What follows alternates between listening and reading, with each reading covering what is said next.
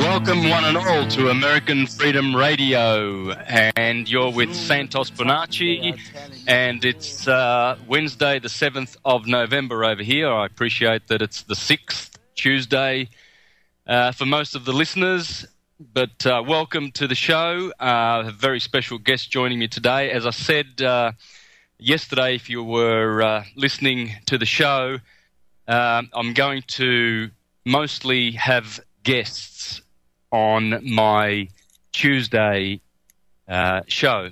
So, and I'll be bringing a very syncretic list of people to this station. We're going to be dealing with science. We'll be doing law. We'll be doing theology, astrotheology, etc. As usual, as I was doing before the break.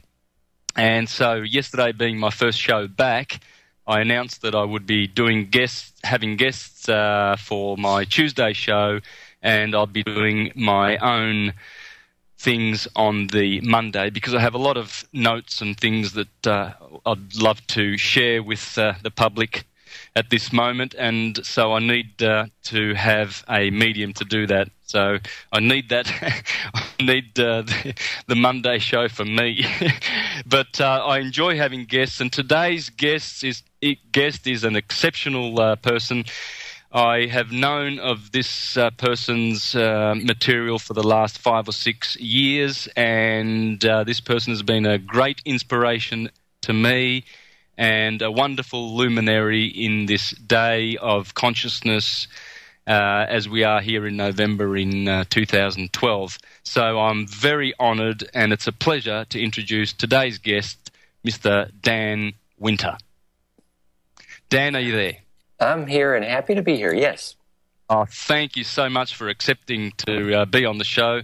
We have done an interview together a while back anyway, so you know that we have spoken together on radio, but this is my pleasure. It's absolutely my pleasure, and I would love to just let you flow with any new information that you might have for people, but I would love for you to please do a little bit about the true historical genealogy that you've done in your presentations. So, well, it'd be nice to hear a little bit of that. I think that's my personal preference, if I can have that. But apart from that, Dan, we'd love to hear just all your new stuff and anything that you'd like to share with folks, if that's okay. Great. Well, I'm happy to share, and it's nice to find the seriousness of the audience, of your friends. Thank you. Look, there is a connection between the genealogy, sort of origins of DNA, and maybe some would think the extraterrestrial origins even, and the new physics. And that's a connection that'd be fun to play with. And here's a little story. First, on the science side, we've learned that the real serious zero-point energy, fusion energy projects, many of your listeners will know about the Rossi story in Italy and the Devkalian story in Greece, where they're doing a form of modified cold fusion with nickel powders, and it's a hydrogen-catalyzed fusion, and there's definitely a net energy gain. It's true that we believe those people are having regulation problems, and we think we understand why, because the isotope stairway has radioactive byproducts. It's also true that another form of fusion, which is not quite as cold fusion, it's a carbon powder plasma fusion. Friends in Budapest and also in Australia are doing this carbon powder catalyzed fusion, but it's a warm, it's a plasma fusion. The point is that there's new evidence of net energy gain, and indeed, as the electron is collapsing into the nucleus, it's called K-shell collapse. The hydrogen is the catalyst in the carbon, and we know why, because the hydrogen, as I've newly proved, is fractal. Its golden ratio phase conjugate is very cool. You can read about it at goldenmean.info/goldenproof. So just like the sun is doing. Hydrogen's catalyzing the fusion of carbon, and you're having tremendous net energy gain. It's a beautiful, it's a real solution to an energy problem. There's lots of evidence, and a new project is underway dramatically to commercialize this. Is wonderful. But the point I want to make, dramatic evidence with Edgley and others, is that when this plasma fusion, like it's just has a light, just like the sun, when it's going on, and we have the films, during the process, in addition to gaining anywhere from 6 or 2 to 6 times the energy out than in or more, in addition, you have a profound radiated bioactive and healing field. I mean, anybody that was nearby in Edgley's lab there in Budapest would experience healing. I mean, disinfection, colds would go away. People would be healed when they're standing around the fusion reactor for the plasma. So, wow. This is truly an example among many that, the centripetal force of fusion being the solution to energy problems. Some people call it zero-point energy, which is a good word, but free energy is a bad word because it's not free, actually. It's coming from the vacuum, from the gravity field, is absolutely bioactive. It's a healing field. Now, the reason is the fun part, that, as you well know, that a seed is absolutely dead unless it's electrically imploding, that is to say, centripetal. If the seed is imploding charge, then you call it alive because it can attract its next food, its life, its nutrient.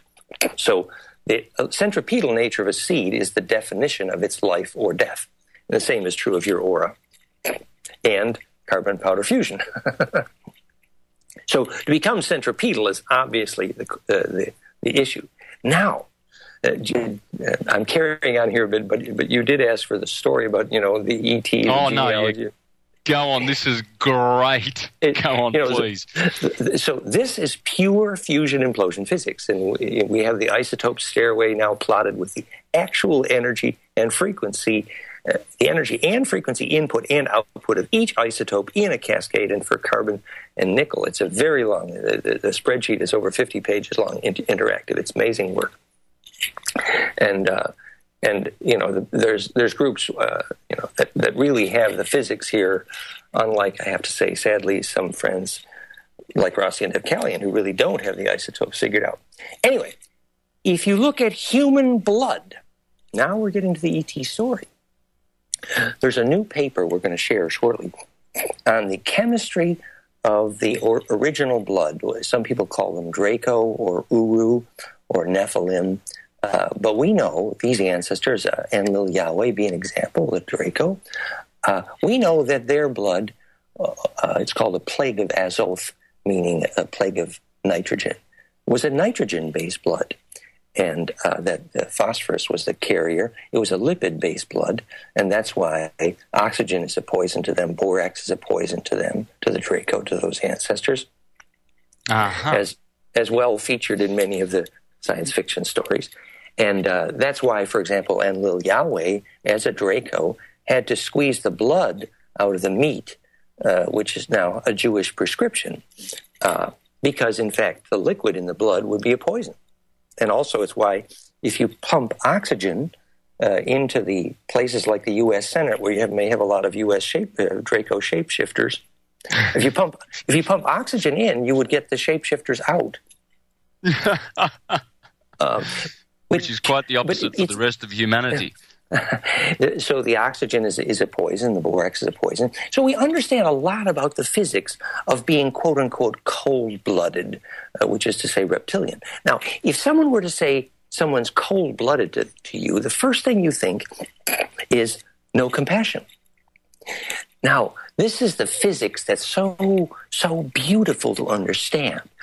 It's well known that in human blood, unlike the Draco blood, the hot-blooded monkey blood, if monkey blood's present, then you're not Rh negative, And the passion in the monkey blood, the red blood, what happened was the chlorophyll bond geometry was one atom replaced to produce the heme as a hemoglobin bond, the same it's called water splitting clock. And that's the iron bond to oxygen, which is the essence of why we're called the Adamic race, the red race, Takadama, Adam and Eve, because when the Dracos saw us, they saw the red man, the Adam.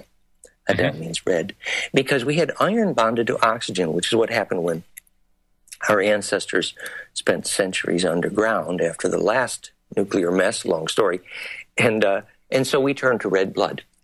And so we were called the Adamic race because of that red, and it's Skanda, Askaan, Scandinavia, means the red man or the iron man.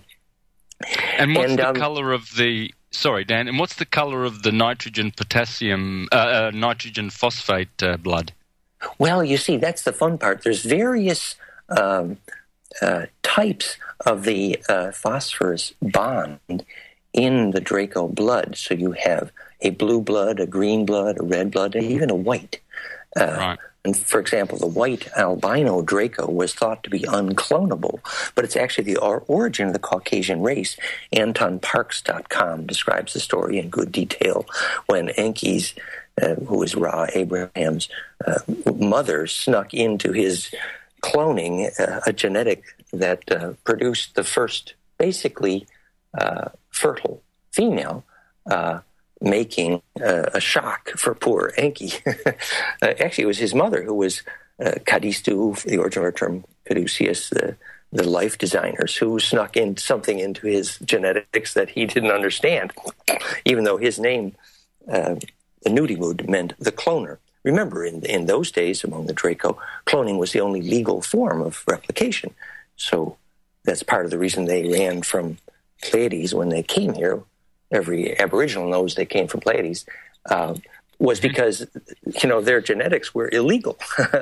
Enki had done something other than cloning, and that's actually part of the end of the story. But I want, a lot of people don't believe the history, and as far as I'm concerned, it doesn't matter at all. It's the physics that's the fun part. The physics trumps the physics trumps the history.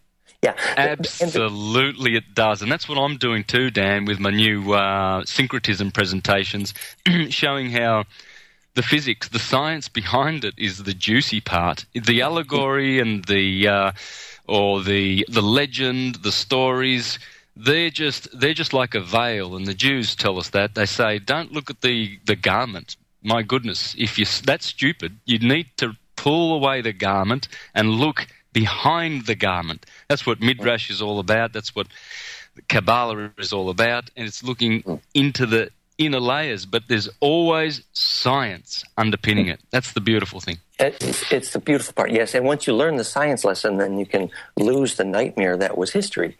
And, for example, the garment of Joseph with the 7 colors actually referred to the completion of the 7th raiment of the sequence of recursive braiding of DNA, which is a garment, is Technicolor coat, Joseph. And so it was actually a genetic lesson that as the braid recursion becomes phase coherent, which you call going to the next dimension, it means the next harmonic is phase coherent in the power spectrum of DNA's radiance. So the garment is radiance. So just to try to finish my story real briefly. So the difference between being Nephilim, Uru, we call it Uru, Asa, Elam, Jerusalem, and all our words with Uru in it means Draco. The difference between the Draco Nephilim blood and the hot blood, the red blood, the passion blood, happens to be fusion. That's the difference. You see, in the Draco blood, the moment that they call fall or genetic disaster, which is inability to lucid dream and therefore take memory through death because your plasma, your aura, your Ka, your coherence of your charge envelope is insufficient to take memory through death. And that's a fall. That's a genetic disaster.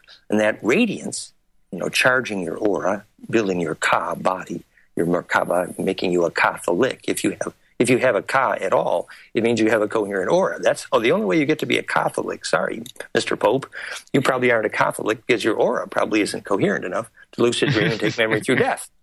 It's all physics. So the point is that the reason your aura gets phase coherent is because your DNA implodes and creates fusion. actually, and becomes centripetal, which is how you actually feel for another human being, is because the plasma being becomes centripetal enough to define the physics of what is, in fact, compassion, telepathy, the reason you feel it when someone else dies. And physics Dan, now... hold the thought.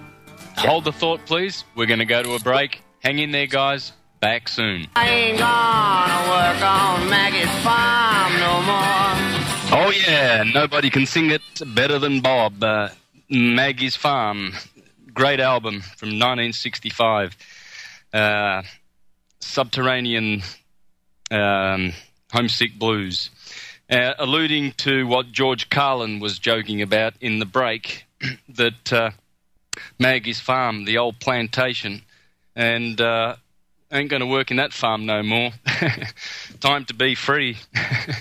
That's why we're on American Freedom Radio.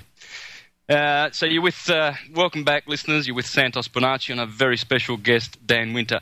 Now, Dan, before the break, I believe you were talking about the centripetal fusion on the effect on DNA. Yes, and come on, baby, light my fire, and that's what sets you free. Well, the physics, the difference in the physics, if you have fire in your blood, which we say is the physics of actually access to bliss, because we know that during bliss or peak perception or ecstasy, which is called enlightenment, of course, your brain waves go to golden ratio. I proved that with Korotkov, my bliss tuner, that the golden ratio in your EEG, for example, is your body electrically imploding, starting the process, among others, of recursive braiding in DNA, which we also measured with the help from Glenn Ryan. We showed that DNA braiding is affected measurably by coherent EKG in my work in measuring coherence in EKG. So your DNA implodes and you get a fusion effect in the blood. And that recursive centripetal phase coherent braiding, which creates a recursive series of harmonics based on golden ratio called phase conjugation, which is the only physics of self-organization, and fusion in centripetal process. And I newly proved that that was the physics of hydrogen, because I proved that the Planck length and time times exponent of golden ratio precisely predict not just, of course, the diameters of the hydrogen radii, but also the exact frequencies of photosynthesis. Precisely, Planck time times exponent of golden ratio is photosynthesis because, it's part of the fusion process. And also, by the way, precisely the duration of the Earth year and Venus year, the beginning of the proof, absolutely that time is fractal, something which, Greg Braden wrote a whole book on, but even missed the point.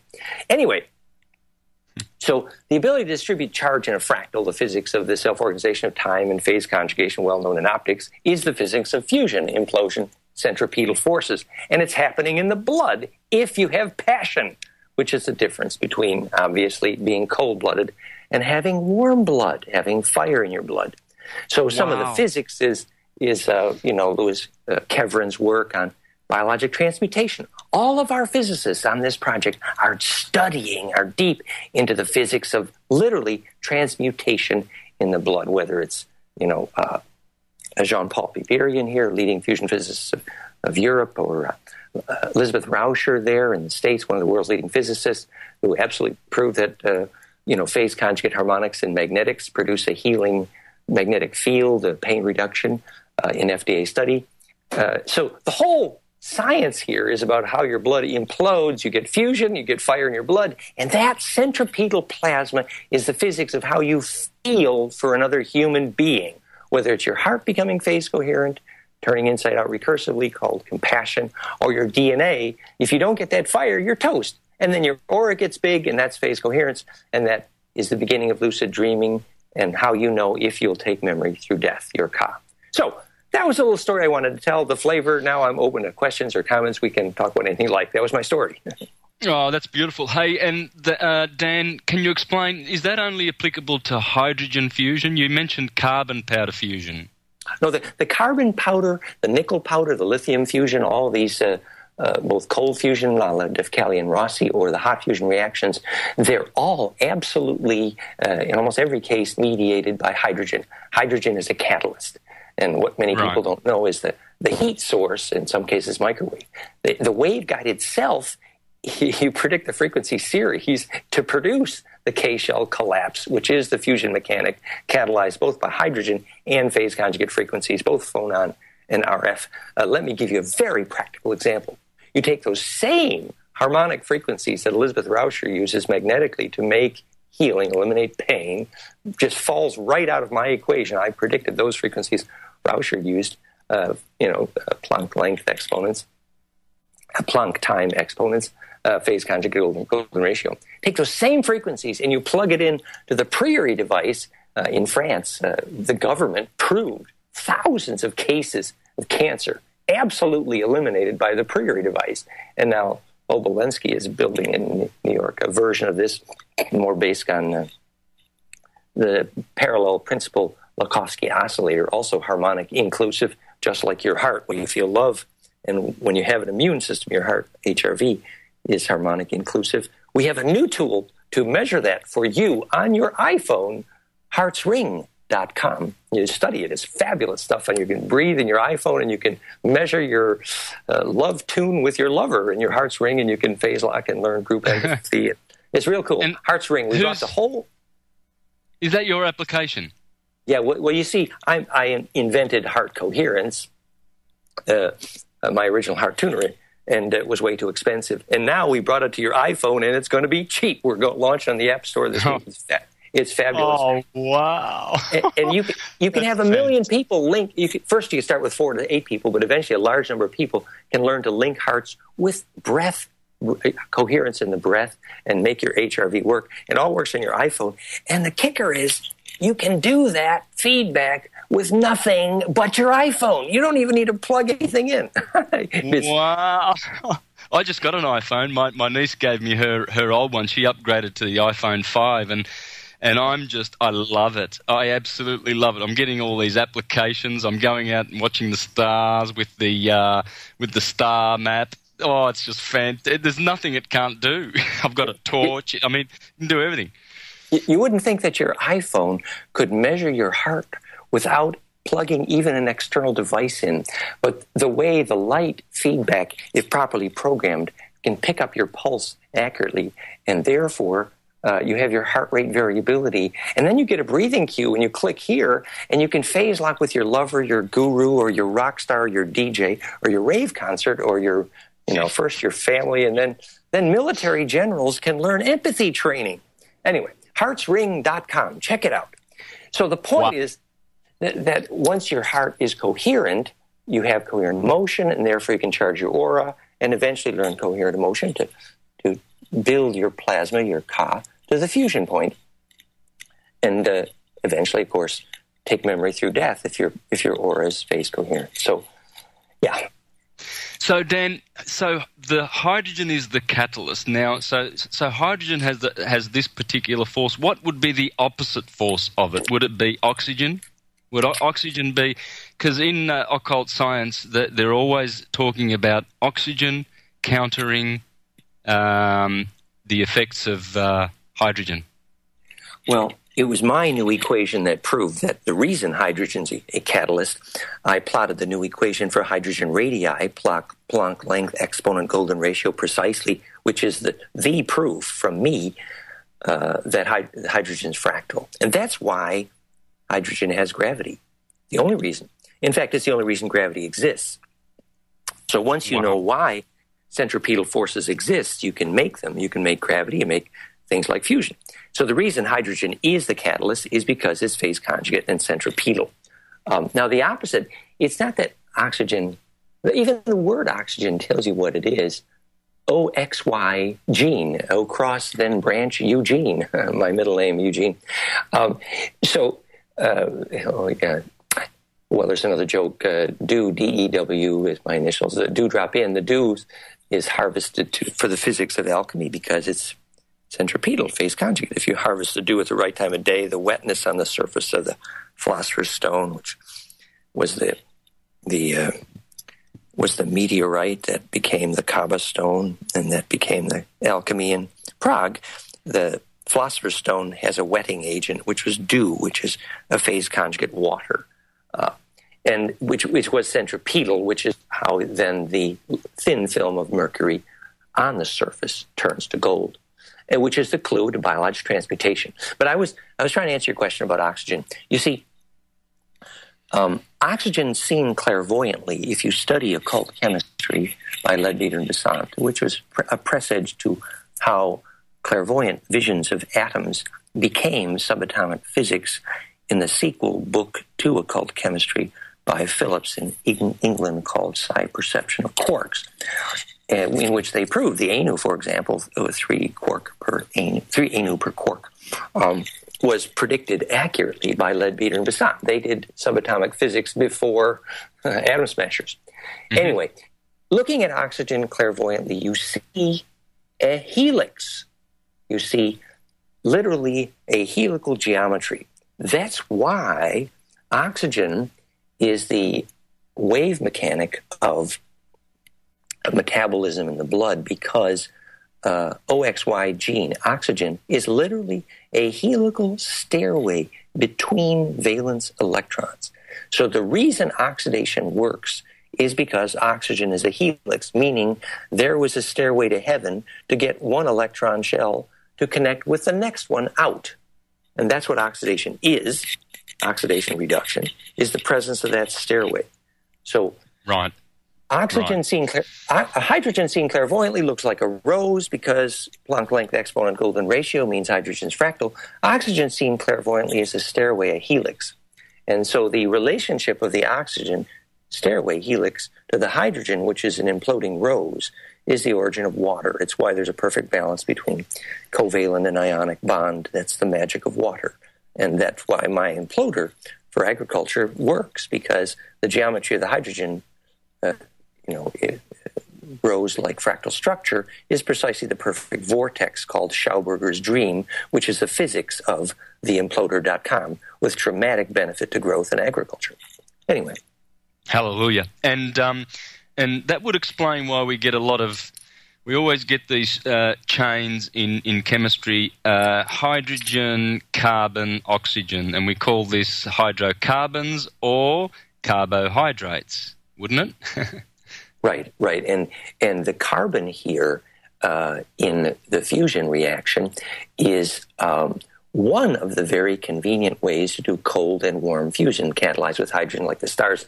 These stupid physicists, I'm sorry I use the word stupid, and I'm not even a good physicist, but the stupid physicists who are spending billions of taxpayer dollars trying to do fusion at things like the tokamak do not have a clue to how the sun is using hydrogen to catalyze carbon fusion, whereas you can do it with the physics to do this is so available. It's just a shame, but the groups that are doing this now, and this is a New Zealand project, and I can't reveal all the details, but the New Zealand group and all this, it's very real, and we're going to fix the regulation problems that Rossi and Defcalion have, because they don't understand their own isotope stairway. Because once you can predict the precise frequency and temperature between each isotope in the stairway, you can absolutely solve the problem. And implosion is the origin of all forms of fusion, because it is the only way you gain energy during collapse. So if you understand the geometry, you have the solution. Excellent. So the centripetal fusion force is obviously the opposite of centrifugal fission force. What used to be called yin and yang is centripetal or centrifugal. Sometimes it's called plus and minus in charge bonds, and it's also called plus and minus in magnetics. And always it's the difference between being centripetal and centrifugal. The electron is electronegative because it's fractal implosive and centripetal. And the seed has life for that reason, and gravity. So if you know the origin of one centripetal force, you know the origin of all of them. Centripetal forces are gravity, life force, electronegativity, and perception, consciousness. Perception, consciousness, we know you focus your attention, you cause electric fields to compress. Bill Tiller proved it, and I'm the first one to explain why. So that's why golden ratio and EEG produces peak perception, because it makes your aura phase conjugate and centripetal. So the amount by which your focus is centripetal determines how powerful you are as a conscious being and how big is a tornado you're going to steer. And physics is only about tornadoes. And if you can be that vortex, then you eventually steer stars. And that's why stars make DNA in the first place. But there's one detail of the fusion in the blood mechanics. I was going to talk about Louis Coherent and the well-proven fact that, living beings like chickens make calcium and coal miners make potassium and phosphorus, etc. Mm-hmm. It's called, transmutation in the blood. Well documented. Now we know why, we know the mechanic. But in human blood, it has to do with magnesium. Actually, manganese is part of the transmutation of blood. So you sometimes wonder, people have a form of warmth that you experience when you feel a hug. And if someone's cold-blooded or warm-blooded is how you decide whom you're going to kiss and whom you're going to marry. It has to do with whether fusion is happening in your blood. Oh, beautiful. Hold on to that thought, Dan. Fusion in the blood. Very interesting. And we'll go to a break, and we'll be right back for the third portion before the top of the hour. Yeah, we want to go to Consciousness Town. Welcome back with Santos Bonacci on American Freedom Radio and very special guest, Dan Winter.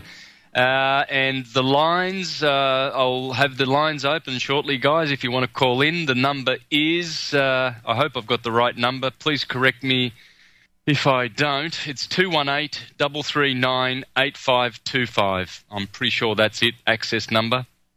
Anyway, I'll correct that if I'm wrong very, very shortly. But feel free to call in and speak to Dan, ask some questions.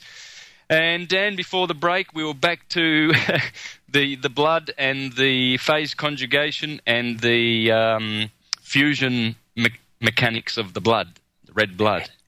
Yes, and where that leads in a practical sense. So we have so much of the physics together that actually manganese is creating fusion in human blood when you have fire in your blood.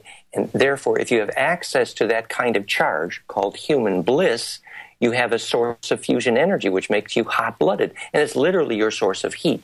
It's also the moment at which you become a source of your own charge.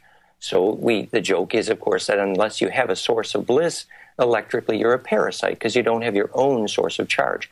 And you see, that's what sets you free. If you want to be on Freedom Radio, your freedom is the reach that's gained to your aura when it's phase conjugate or implosive or centripetal, and that's how big the tornado you can steer, the radiance of your perception, and that's how free you are. So you are set free when you have bliss in physics because you have access to your own source of charge, and that makes you centripetal, and that's why the sun, for example, needs you. When millions of children sing the same song, the solar flares were dramatically affected, measured 11 times, because the sun is making DNA for a reason. We make a centripetal force stars need, first individually and then collectively. So, the end of the story is, what sets you free is the ability to follow your own bliss. That's the most important political decision you make. Follow your bliss. It's the definition of the word politics because you don't have a body polis, a projective plasma, unless you have a source of bliss. So the ability to make bliss is the origin of politics, body polis, why a beehive swarms. So we have new information for George Bush. The purpose of governments is to make bliss. And the physics of how to make bliss is how to attract charge, well defined in Celestine prophecy, the origin of all human interaction, the ability to attract charge, to grow your aura, your ka. And that means you need the hygiene. You need a live food diet. That's why GMO is poison to every living thing, because only genetic diversity, not monoculture, gives DNA a soul, fractality, harmonic inclusiveness, and therefore makes DNA steerable. An heirloom seeds garden replaces the need for LSD because then you have visions if you have genetic diversity in your food. And so you need live enzyme food, you need the yoga to attract charge, and you need the environment. If you're living in a metal building with dead air, air-conditioned air, then you will never have a soul, really, because your aura can't implode. The same reason a metal roof can inhibit your dreaming. You're going to need a magnetic map of your bed. We explain all the physics at goldenmean.info. the hygiene in detail in the Conscious Kids, goldenmean.info/conscious-kids. So there's the hygiene. And finally, and then we open for more questions, but finally, just to say, predictively, when the Earth survives the solar wind, the physics of this coming year, actually, is when we are collectively centripetal. The difference between a gravity that decays and one that holds its atmosphere, called planet taming, is when collectively we make our planets magnetic and dielectric centripetal. And how centripetal that is determines whether we, as they say, only the ancestors' collective dream spell determined whether we were blown away in the magnetic wind of the sun. And what I've just described is the physics of what is a dream spell. The spell is the centripetal force. Yeah, for sure. And the result is bliss. Now, bliss is our true nature, not to be confused with pleasure and exactly. Stuff like that, because the churchgoers get you there. I was in churches for most of my life. This is why I know they don't like the word bliss. You see, they deny that your true nature is bliss, Sat Chitananda, bliss, absolutely. Consciousness. Because once you have bliss, you don't need a priest, really. You don't need someone else to tell you who God is, because God's inside, because the creative force is inside. And the origin of the church actually is the word Shem. I will raise a Shem unto the Lord. It became the altar in the church. A Shem stone is actually a phase conjugate dielectric capacitor. And so once you know what the physics is, you know why a circle of stones causes a seed to germinate. And then you know the Hermes secret, the dolichocephalic, the origin of hypogeum kiva, the ability to make an electric field that causes a seed to grow. And if you don't know that, you definitely are not an architect. And you can't make a Shem, and you can't make bliss. And that's the origin word shaman, chem, and chemistry, and alchemy. It's access to that black hole. Yeah, so you could say then, really, just to simplify things, that the priestcraft, rather than respecting the centripetal, blissful fusion energy, they are exponents of the centrifugal, fission, divisive aspects of nature. Would you agree, Dan? I mean, the priesthood got bad press. The best way to find your local priest is to look up pedophilia in Google. But the priesthood didn't need to get bad press until they misunderstood the nature, the physics of spirituality. You can't be a pope without a physics class. That's what the pope doesn't understand. And but the origin of the priesthood, actually, the Mag Zitak, or the Melchizedek, and a Mag and a Tak. Dak is the word for Orion, Mintaka, Almatak. It became the Takadama, and it became, because Tak means Orion, which is where the Draco came from when they conquered. And the Mag, matrix of Agni, the Magdalene, the Magzidak, referred to the female of the Draco line, Magdalene, because if you had the matrix of Agni, the matrix of fire or fusion in your blood, you were a Mag, which meant you had the power to convey a soul into your children, which is what got you the good-paying job, because you could steer a time craft. You could be a time lord. You could, as it would be called, a guild navigator in Dune, floating in a vat of gold, actually, just was a phase conjugate field, and that's how you steered. And so to be a Mag Zitak, a Melchizedek, meant that you had access to fire in the blood. And that then became the origin of the term Yahweh, Yod-He, Vav-He, the two light cones, which is the geometry of Orion in plasma. And so a Mag Zitak or a Yahweh was a name for a physics principle that you had the two opposing light cones, which is called phase conjugation in physics, which is called the caduceus in Hermes. And when light cones or pine cones learn to kiss noses, that's called phase conjugation, which is the cause of gravity and perception and life. So when you got fusion in your blood, you got the ability to do what all our ancestors wanted to be. So indeed, that is the climax of the politics story. While I'm carrying on, I'll just finish. I know we're running out of time, but just the end of the story. We've got another hour. You know that, don't you? Oh, well, fine. Okay, then I'm going to have another sip. No rush, please. I did have a caller, but they dropped off. But that's fine. We've got about 6 minutes to the top of the hour, so you can finish that. In fact, I've got a question for you. You mentioned Tak, and that was Orion, and that's where the Draco come from. Now, so who comes from the Draco constellation then? Because we've got a few guys out there saying that the Dracos came from the Draconian constellation at the North Pole. Oh, absolutely true. Yes, no, it's true. The Alpha Draconis, of course, Arrakis is there from Dune in Alpha Draconis, but we think that a Dune aficionado named Arrakis in Alpha Draconis, the star there. But more evidential is Thuban, which became the word Thiuba. You can read the French book, which is the origin term Yahweh, Thuban in Alpha Draconis.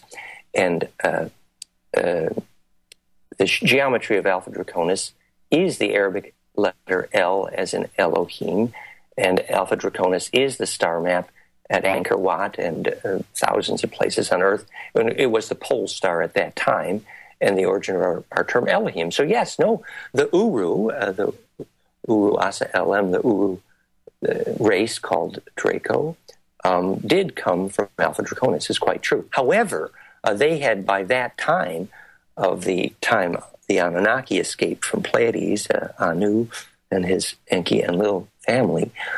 When they escaped from Pleiades, they were on the run from the Draco, who controlled Orion. They had conquered a high percentage of the inhabitable stars of the Orion sector, and Phyllis Schlemmer got that story correct when she taught the creators of Star Wars that the history of Orion and Telos there, Al-Mintaka, was called Starbase 1. So those stories fit together.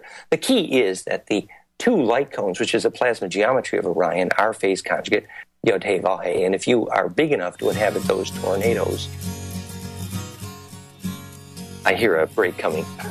And callers, you're welcome to call in. The number is 218-339-8525, and we'll catch up with you at the top of the next hour. Thank you. Oh yeah, we can. You that never done nothing. And we are doing so with more ease, more facility, and more style. Exposure, exposure, exposure. I mean, that was Bob Dylan 40-odd years ago saying we can see through your masks. Well, what can we see now? Well, welcome back, guys. There's me having a rant. And I've got very special guest today, Dan Winter. And I see I've got a caller on the line, and I do not like people waiting, so I'm just going to go straight to the caller if you don't mind, Dan. I know you've got some thoughts, but let's go. Caller with the number 7371, are you there? Yeah, how you doing, Santos? Yeah, great, thanks. Who are we talking to? Oh, this is Zach from Utah. Yeah, Zach. How are you? Good, good. I just wanted to bring a little something to the table here. Just had an interesting conversation. I've been listening to Outside the Box with Kate, and you, of course, and Tony. And I've been talking to a few of my friends about divine providence and all that, and, you know, just the birth certificate scam and everything, just trying to raise their awareness a little bit. And today my friend came back to the house, and he said, you know, I was talking to my dad, and he said he feels like there's some changes taking place, and the world's kind of in trouble right now. And then his dad said, I'm just praying for divine providence. And he hadn't told his dad anything about divine providence. And it just kind of struck me as like we're putting that energy out there in the consciousness, and people are picking it up. And really, you don't even have to go to anybody to explain anything. They're just going to know. Yeah. Hey, Zach, did you tune in yesterday? I had Kate of Gaia with me on the show. Yeah, I downloaded that. Yeah. Which one? So for the listeners that aren't familiar with divine providence, Zach's talking about the new Postmaster General James Thomas and the divine providence of getting out of 14th Amendment jurisdiction, which is fictional U.S. citizenship jurisdiction, and getting back onto real jurisdiction. So anyway, just briefly for the listeners that aren't familiar with that, go on, Zach. Sorry. Yeah, it's just over the past year I've kind of been, waking up to everything that's been going on and just doing all the research I can because it was just so interesting. The energy about it was amazing, so I followed it. And at first it was just really lonely. You feel like you're completely alone and everybody around you are just completely blind, and it's not that I shun them or anything, but it's kind of a lonely experience at first. But now it's almost as if people are just attracted to that energy, and they come to me and ask me questions all the time. It's crazy how easy it is to put your energy out there in the consciousness, and people are able to pick it up so well. Yeah, let your light shine. That's what you're doing. Now, Zach, it's interesting that you mentioned that someone's concerned about the near future, because we were just having a little chat, Dan and I, on the break, and you might want to tune into what Dan has to say from now on, because he's going to share with us some interesting information about what remote viewing for the near future has revealed for humanity. So it might be appropriate to sit back and have a listen. Thanks for the call, Zach. And have you got a question? Have you got a question for Dan, by the way? No, I'm just going to sit back and listen. I think what he's talking about is really great, so thank you. Yeah. Thanks for the call. See ya. Yeah, Dan, so let's hear it then, please. Well, I'd like to have a thought about the divine providence. From the point of view of physics, what we know is that when DNA is imploding with Bliss, with charge, and with fusion forces, and you're hot-blooded and warm-blooded, have compassion, that creates a bioactive electric field, which is called a phase-conjugate dielectric in one spectra, which is the physics of collective unconscious and communion of saints, and where you go when you die, charge distribution called heaven, hey ave, or plains of Sharon, the phase-conjugate field of gold powder. So to be able to participate in a distributed field effect, to share well, to be a perfectly shareable wave, is the physics of how you become part of divine providence. Literally, your intuition starts to work because the core of DNA's electric field is self-organizing. So the nature of divine providence is not a mystery. It's not something arbitrary. It's beautiful physics, in my view. But anyway, you wanted to move on now to the lucid dreaming the future. Yeah, please, and the remote viewing stuff. Mm-hmm. Yes.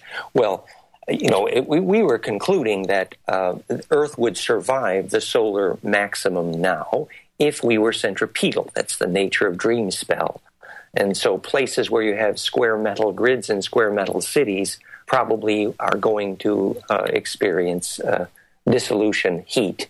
What they say, what guns will melt during the rapture, what they mean is that metals which are not phase conjugate will experience heat for the same reason that tornadoes destroy metal buildings first, always, because they feel like pain to the tornado, because charge can't be distributed or breeze through them because they're not conjugate. So the metal trailer park is the first to die in the tornado, whereas the tornado will not destroy the sacred stone church because it feels the electric field of that church as part of its body. This is my body, as Jesus would say. The body is a definite form of electric field that you need to understand physics to be part of that divine body. Please tell the Pope he needs a physics lesson. So anyway, we are then in touch with a large number of these lucid dreamers who are seeing what's happening. One example would be the Nostradamus story. He positioned his scrying water in the center of a pentagram around Arles and South France. And the bottom of the cup that Nostradamus used was a curved black mirror, which is called a phase conjugate mirror, which makes in physics what's called time reversal, the physics of Nostradamus' ability to see the future, actually. In addition to the fact that he was weeping for those whom he saw, and therefore the compassion sucks the future to you, which is why the person steering the time chair at Montauk was called the time empath.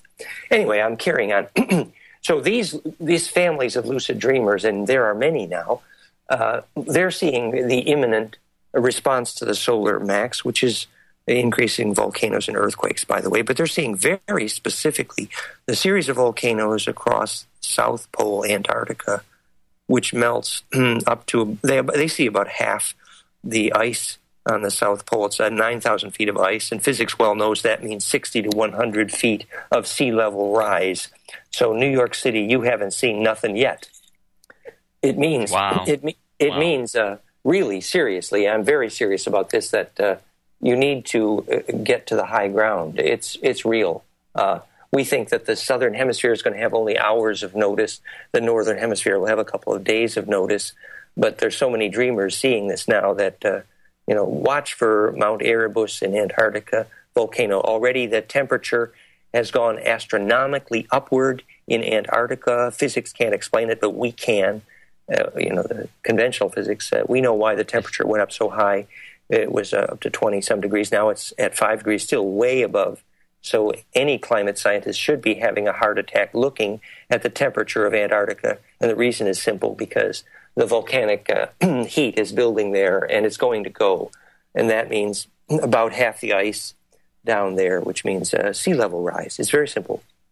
Yeah. The lucid dreamers who have seen this have seen it's during this coming summer in the South Pole, this coming winter in the North Pole, they think.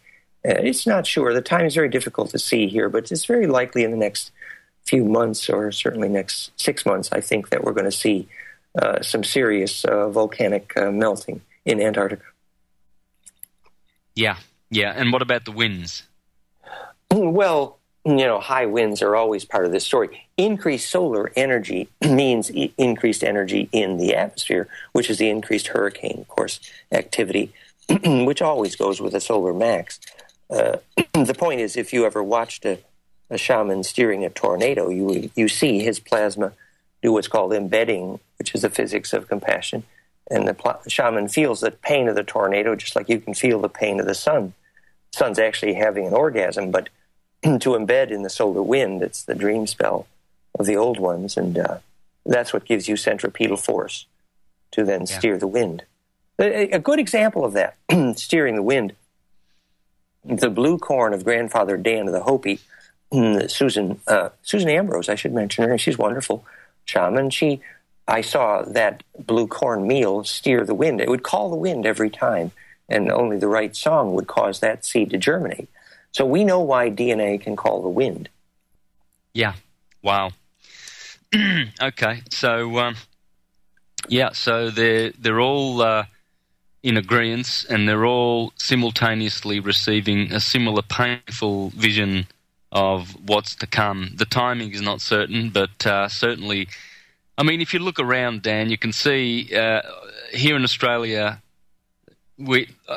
I'm wearing long pants. It's nearly summer. I mean, in November is usually very hot. December is very hot.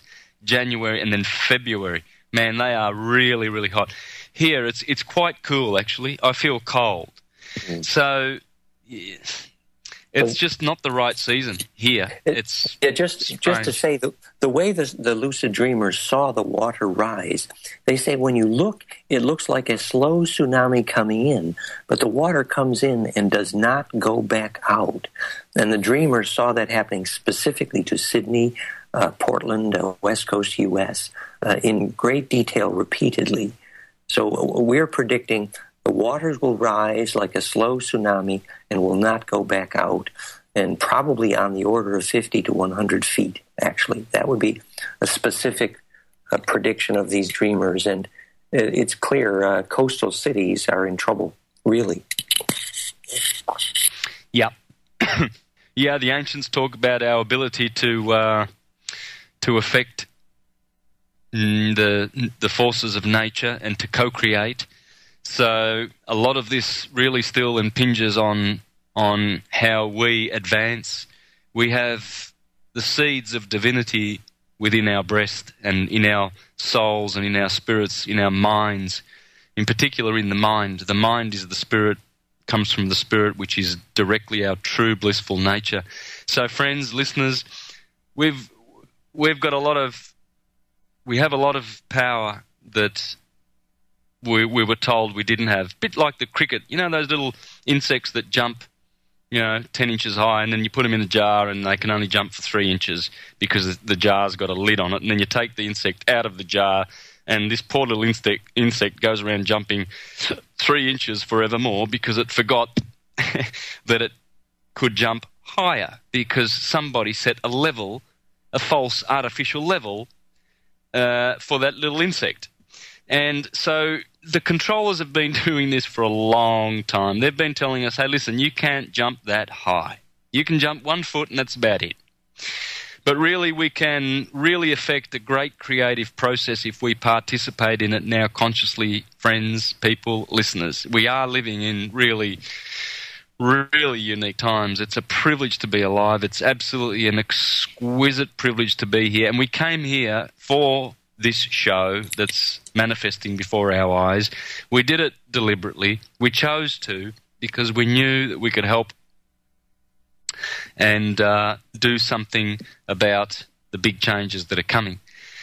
So let's take advantage of this beautiful opportunity. Carpe diem is my motto. Seize the day. And when we say the word divine, to be divine, we refer to the physics of the V, the fiveness, which is the ability to enter the vortex of implosion. So think of all these stories as a science lesson.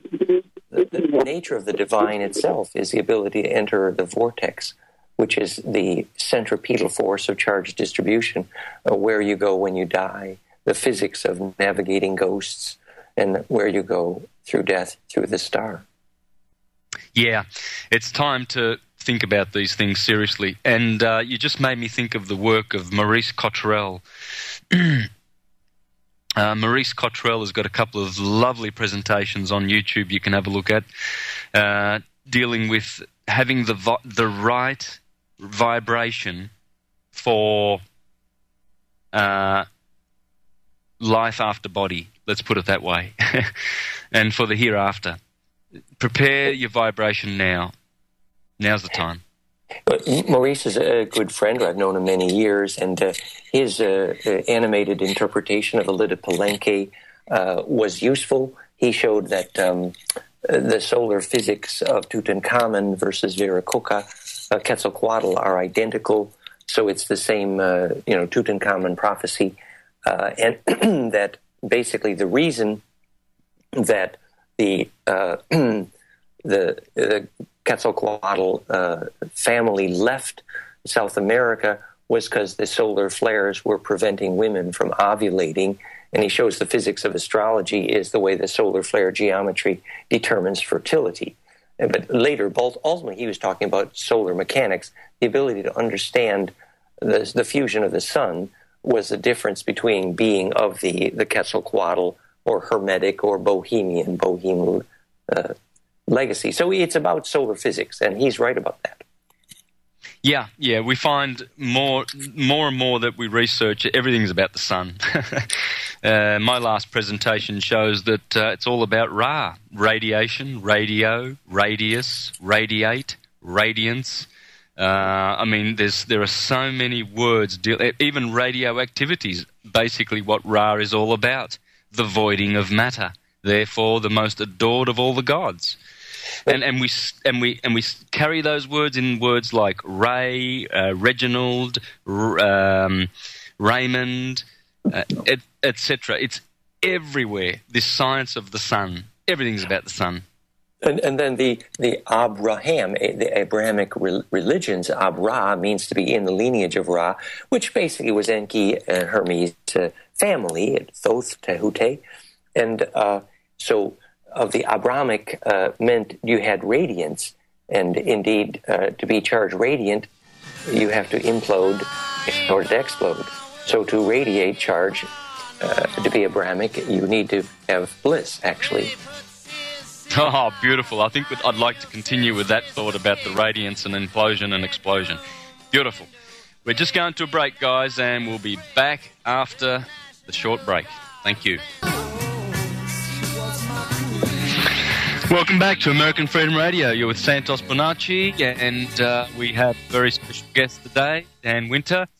And we are taking calls. If you'd like to call in, I've got the lines open, and the number is 218-339-8525. So as soon as I see some people calling in, I'll take that. I imagine people are out voting today, Dan, so but probably. Well, I see that clearly Obama has now won. It's quite official, actually. So the drama is over with. I think people, now that we've defined politics as having a body polis, a bliss body, a plasma body that's coherent, somebody should tell the political leaders. I mean, Obama is certainly very intelligent, and that's a good thing, and he has compassion, but they've got to rein in that homeland security because it's worse than the Nazis. Yeah, for sure. He might be a wonderful person. The thing is, there's some people behind the scenes that are not. No, really, it's bad. I mean, they declare a threat to national security if you own a machine shop. Even Stalin figured out that his population was going to starve just after he did that. So every inventor in America, their main priority right now is to get out. So obviously, Homeland Security is doing something wrong. Yeah, absolutely. Wow, it's like a cancer eating its own good cells, and so that only the bad cells exist and it's called prosper. Fear. Yeah, fear. Before the break, you mentioned something so beautiful, and it's all about bliss. If you want to explode, you need to implode. So if you want radiance, you need implosion. Wow, right. How long can you talk on that? It's just a beautiful subject. Well, the idea is that the ability to attract charge, it determines your ability to radiate charge, the very nature of fusion. So you cannot have radiance until you're centripetal first. It's the nature of all these cold and warm fusion reactions, and it's the nature of being warm-blooded, and it's the nature of being Ra, or having radiance, or, having an aura. So all of the names of who our ancestors said we needed to aspire to be, whether it's the origin of the word origin, AU meaning gold, which is phase conjugate or radiant, which is the origin of the word Aryan race and the Orion race, all had AU in it, meaning gold, which means origin, which means charge radiant. So if your aura is not phase conjugate, you are not of the original. And so you don't have an aura, AU. Wow. And is this all related to Aryan and Orion, right? Absolutely. Yes. Yeah. Yes. The root of the word is clearly the AU, gold concept. Mm-hmm. And the gold atom is noble because his valence electrons, DF subshell, 1014 electrons, the outer of dodecaecosa, are complete and therefore phase conjugate. So to make a gold atom a monoatomically stable, which is what the Ark of the Covenant was for, which was the origin of Holy Communion, the mono, the white powder. Absolutely. Gold, which our ancestors were addicted to, because they had lost the ability to gain their own charge. It isn't that the white gold powder is in itself a poison, although David Hudson's approach was in effect poisonous, because it'll actually burn your aura when it's purely of chemical origin. But the natural sources of the rhodium iridium monoatomics, which Barry Carter is very good at, the seawater caustic-derived agricultural ormes are wonderful. And the natural Manatech aloe-derived ormes-like products. And even our hydrocil, which is the basis of our new series of products, the silicate with gold powders in it. These are all naturally derived. The point is that when in your blood a blood cell can be stable by itself, which means the blood cells do not clump up, then you have powerful blood, which is what happens when you have bliss. And the same thing happened in the Ark of the Covenant, which is a phase conjugate dielectric, which was the cash cow of the Essenes, Akhenaten's descendants, Moses, when they made the gold powder using the Ark of the Covenant, which was an implosive phase conjugate capacitor. The reason the gold atom was able to stand by itself was centripetal capacitance, the dielectric, which is why the Ark of the Covenant could contain safely radioactive materials, which is a critical physics lesson that our planet will not survive unless we learn how to contain radioactive materials. The Ark of the Covenant did fine, and focused human attention reduces radioactive half-life measurably, as Uri Geller measured. And the physics of why focused human attention reduces radioactive half-life is similar to the physics of why focused human attention compresses electric charge, because it's centripetal, it's implosive, it's phase conjugate. So when we learn these lessons, that's why the sun needs us to contain her radioactivity, and why Aboriginal tribes could contain radioactivity before the humans were stupid enough to dig up the uranium, the uran. And rather than contain it and keep the balance, they've unbalanced the whole thing. It's a dry-making force. When the uranium is exposed to a non-centripetal field, then it becomes radioactive. The key to nuclear radiation is the key to all radiation, which is if implosion doesn't proceed, explosion follows.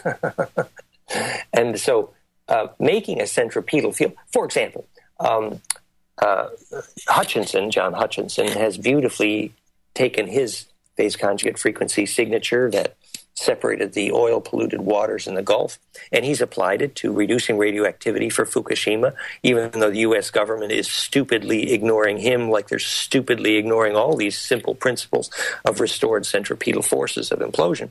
But once we understood that, even Fukushima could be controllable, actually. It starts with building the right kind of capacitor that it can be centripetal, and then you can control a radioactive field. And it's called a phase conjugate dielectric. The tragedy, here's the tragedy, it's a political tragedy. Phase conjugation is not even taught in American universities because of the stupid Homeland Security. Even though every student in Russia knows what phase conjugation is, most of the physicists in America have never even heard of it because Homeland Security is such a damn Gestapo. Yeah. Oh, yeah, absolutely. All the good stuff is ridiculed. I mean, the Germans were using phase conjugate surfaces to eliminate radar on the surface of their submarine periscopes, and the Russians got all of that, put it all together, learned the physics, taught it beautifully. It's in all their universities. And the Americans, Tom Bearden teaches this physics. You can see the film fractalfield.com/mathematics of fusion, the Tom Bearden video on phase conjugation and restoring the castrated Maxwell's equations by putting the quaternion back in. The reason Einstein missed physics, because he didn't even have the part of Maxwell's equation, the quaternion, which could even represent spin.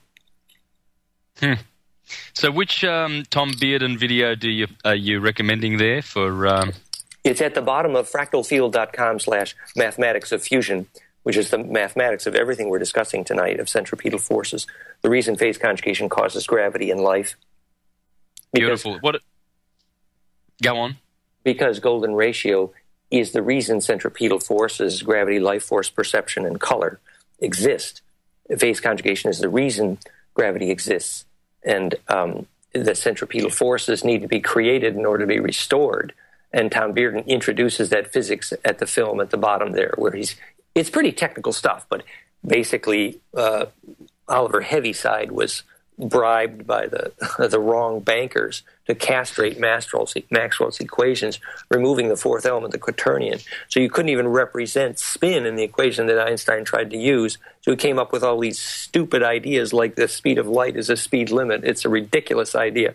And then this stupid idea that dark matter, when in fact, the reason they postulate dark matter exists is because there's more gravity in the universe than they know what to talk about. Of course, they don't know the cause of gravity, so they don't even know that if masses are arranged in a spiral, you make more gravity. All the galaxies are spirals, so of course there's more gravity. So dark matter is a ridiculous idea from ridiculous physicists who need to know the reason gravity exists in the first place. Yeah, for sure. That's why I love when I receive a newsletter from thunderbolts.info. They are debunking, and these scientists, Don Scott, David Talbot, Wallace Thornhill, these guys are gathering momentum by the day, and more scientists are joining up with them, and the electric universe and plasma cosmology is just now taken off.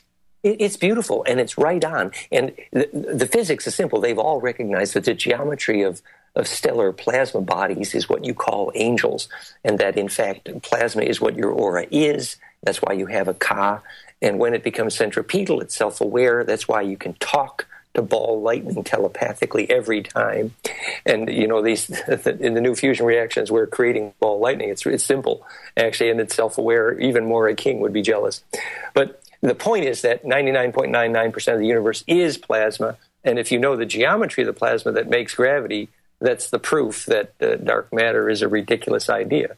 And so these plasma universe people are getting it right, although they haven't yet conceived what makes plasma self-aware. And when they learn about phase conjugation, they'll start understanding. Exactly. That's it. Yeah, that'll make it more complete. So there you go. Wonderful. And what about a video presentation that you have on offer, Dan, that might do what Tom Bearden's doing in Fractal Field? Well, you know, we presented all these shows on the science of alchemy and the real science of alchemy. You can see the index, recent index at goldenmean.info. There's 80,000 videos of me on YouTube and about 200,000 in the Google search on video. So I am present. We have 300 films of the core films of our teaching at goldenmean.info/implosion movies. But I've shared this freely around the world, and I'm happy that this message is being made shareable. Maybe just a bit on that alchemy story. You know, we were showing the physics of the ritual in India when you what's it called? The fire one with. Yeah, they burn the cow dung. I forget. I'm darn. Yeah. But that in fact is based on phase conjugation, because you're burning the cow dung at sunset and sunrise precisely, which is the phase conjugate 90-degree angle of the sunrise sunset, and that's how you restore fertility to a farm. And that was an introduction to the physics of alchemy, actually, that all these alchemic reactions are actually an introduction to a very beautiful physics. We started with the John Dee story when Kelly was, like his ancestors, they were grinding up the Kaaba stone of the Muslims, which was a phase conjugate dielectric meteorite, which is why the Muslims walk around it. And so the Mad Caliph allowed about 50% of the mass and volume of the Kaaba stone to be ground up to make the gold powder, the projected powder of alchemy. And when you put a grain of rice size, you coat it with wax and you put it in the red-hot mercury. If the field is phase conjugate, the mercury will change to gold. And the British Royal Society documented the gold Dee and Kelly made there in Prague. There they were using the meteoritic stone that was the origin of the the Bohemian volcanic caldera, the Moldavite green stone. And the British Royal Society proved that that was the purest gold that had ever been measured in science up to that time in history. And the physics is instructive, and that is a bioactive field, and that's the physics of alchemy, all chem, access to a black hole, the phase conjugate dielectric field. Wow. You mentioned before about the car. It sounds so much like the word car. You hop in a car and you go down to the shop to buy some milk, right? So we have a Merkaba, which is our chariot, is it not? Yes, exactly. The Ka refers to the amount of phase coherence in your aura, your plasma body. And actually it takes 9 phase conjugating toroidal donuts to make a complete self-organizing plasma body. So you need 2 above your 7 chakras, actually. And Los Alamos proved that. You see the pictures at goldenmean.info/whale dreamers. And basically, the purpose of life is to build a big aura. It's simple. You don't need a thick philosophy book to know the purpose of life. And when your aura is centripetal, you can call the charge of mountains to you, the sword from the stone. And because the living plasma around all living things is based on the same phase conjugate frequency signature of Planck and... Well, break time again. Boy, that music just jumps out, doesn't it? Sit back, Dan. We're going to come back for the last hour, section, 15 minutes after the break. And feel free to call in, guys, if you want to talk to Dan. Now's your chance, and we'll catch you after the break. And welcome back to American Freedom Radio. You're with Santos Bonacci, and we are heading into the end of the hour and the final segment with Dan Winter. Very special guests today, and we're just going to finish up our round of thoughts. Thanks for tuning in, and I'd just like to say thank you now, Dan, for sharing with us, and hopefully we can get you back in the future, near future. But before we go any further, just your website or anything that you want to get out in terms of people getting more information off you. We know, and most of the listeners know, that you've got hundreds of presentations out there, but is there anything you'd like to point them to right now so they can just get some good, juicy benefits immediately with your best, latest addition to your great information, please? Yes, well, most people know the original website is goldenmean.info, which is 2 million hits a month, and fractalfield.com. And now our projects, theimploder.com, which is implosion for agriculture, with lots of new research. It's beautiful, magnetic and hydrodynamic implosion. And then we have the new heartsring.com, which is the new iPhone heart biofeedback. And we have, of course, bloomthedesert.com and breakthrough-technologies.com. And, of course, the bioactive field, purify.com, Pyraphi, purify.com. So we have some of the biggest web presence on planet Earth, actually. It's becoming a perfectly shareable wave. And it is all about restored centripetal forces. Wow. Hey, Dan, I've got my iPod in my iPhone in my hand. So if I press Apps Store, I can get your application, right?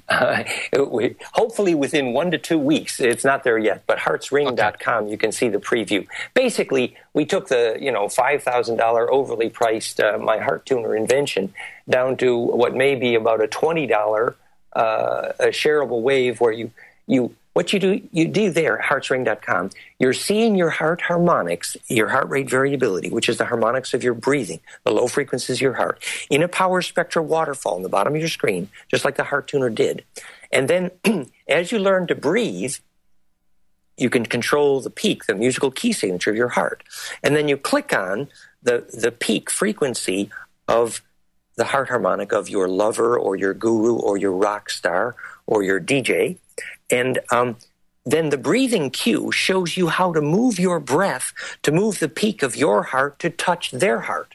And when the two hearts link, you have that tantric conflict resolution oneness moment. You feel a rush, the physics of real spiritual healing, which is micromotion, entrainment, phase lock. And you link hearts, and which is the sort of harmonic module. And it's all very simple, very elegantly in a biofeedback system. That's iPhone, iPad, iPod, and it's heading to launch this week. It's very exciting. Oh, yeah. That's just beautiful, and good on them for having all these great applications. Fantastic. All right, so we did a little bit of Enki and Lil, and we did the phase conjugation and fusion, implosion, and bliss, and all of that.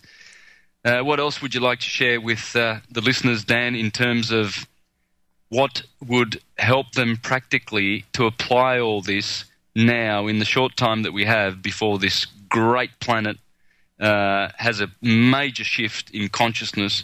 What is the best advice you can give people, or what is the best practical thing that is going to help them to implode this beautiful auric energy so that they can then radiate it back out? Well, let's try to have the beginnings of the conversation of what bliss feels like and how to do it. If you've done your yoga and your live food, and you're living in nature, so you have charge available, and you find the still point, the stone circle, the tree circle, and you begin to feel that tingling charge of presence. And if you're lucky, eventually you begin to feel that imploding lightning force of Kundalini. It's a stillness phenomena, and the stillness called peacemaking, actually the definition of all peacemaking, is the phase conjugate field, the self-organization origin. And so you begin to feel that compression effect. And as you learn to enter that stillness more and more, just like finding the power point in your room or your bed, you feel the mucus come out and you take a pee and your body begins to self-organize and the poisons are eliminated and your body becomes more electrically conductive and you become more sensitive. And then you realize you don't like noise and you need peacefulness and you need charged air and a still space. And eventually, as you learn to stay more and more in that electric stillness, you learn that you can steer tornadoes and lightning and all the good stuff. So it really does start with simple hygiene decisions. And, if you can do a bit of yoga, then the more you feel the lightning, the charge, the Kundalini, this force of charge compression enter you, you'll be able to withstand compression without heat, survive the rapture. And so it's so important to understand the mechanics of how to begin that bliss experience. Because once you've had a bliss experience and you know how to go back there, you don't need me or any priest. You simply need the skill to attract charge. Yeah, you will know the truth, and the truth will set you free. Exactly. And the freedom is precisely the fact that then your horizon of perception is a longer wave. And that means you can steer a longer wave, and that's called freedom, or ability to embed in a longer field. We call it, the New Age woo-woo people say, well, you're not in the fourth dimension or the fifth dimension yet. The physics is that your DNA becomes phase coherent to a longer wave braid, and the power spectra in your heart and your DNA shows more harmonic inclusiveness, the way medical doctors measure the physics of whether you have an immune system, fractal harmonic inclusiveness, and HRV. So being next dimensional literally simply means phase locking with a longer wave. You can visualize the physics that when the tetracube, called the tetrahedral fire breath, tilts 32 degrees at the chin angle of the Sphinx, allowing the cube to rotate embed in the next dimension called dodeca. Then the next harmonic shows up in the frequency signature, and you're in the next dimension, which is superposed axes of rotation, which simply means charge compression, attracting more harmonics. And that harmonic inclusiveness, optimized by golden ratio, is called phase conjugation, implosion. And you're looking for longer waves, are you, or shorter ones? Well, I think if we believe Jose Argoyes, he said, ride the long wave, Uncle Joe. What it means is, your DNA starts out with a phase conjugate wave of hydrogen at the center of every bond-rung ladder. And then its phase conjugate DNA is all built on golden ratio. See the pictures at goldenmean.info/DNA manifesto. So your DNA starts out with the short waves, fine. But to get the long waves in there, you need to phase lock with things like the Schumann resonance, which is harmonic, of course, to the phase conjugate orbital time of Venus and Earth, and the phase conjugate precise frequencies of photosynthesis. So to embed that longer wave, guess what? The Schumann resonance does not even make it into most cities. It's not there. So the physics of how you make a phone call to God is literally electrically not present in most metal electrosmog cities. It's certainly not present in your local hospital, making that a terrible place for birth or death or lucid dreaming. Never mind the food. Exactly.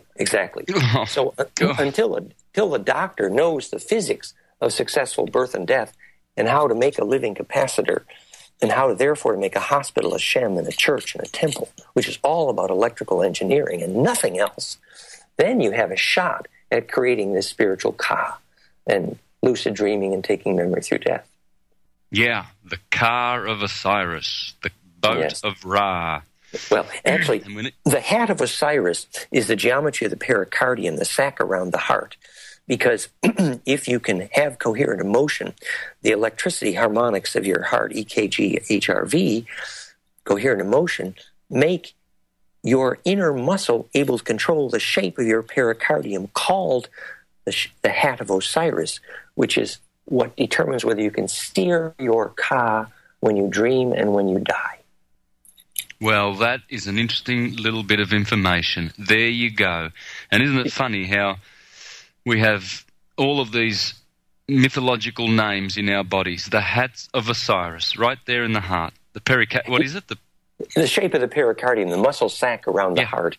The same way, if you have muscles around your eyeball to control the shape of the eyeball, then you can focus your vision. Well, when you learn to use the muscles around your pericardium to create coherent EKG, which I defined and invented the word heart coherence, then, in fact, you have the coherent emotion, and that means you can have the conscious control of your pericardium, coherent emotion, and that's the soundboard reflector that determines whether your heart's EKG voltage is phase conjugate and therefore navigable, which is to say, steerable into freedom. On Freedom Radio.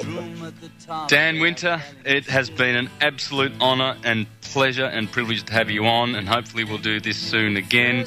Thank you so much for joining us with your wisdom and your insights. You are a true conscious luminary in this day that we live, sharing light with humanity. So please, folks, get on to Dan Winter's website and learn about this and learn about the bliss that we can all attain and regain our power to be free. Thank you, listeners. Please tune in next week. I've got the Monday show, 9 Central Standard Central Time, and also tonight, Tuesday. Thank you. See you. Thank you, Santos. Thanks, everybody. Bye-bye.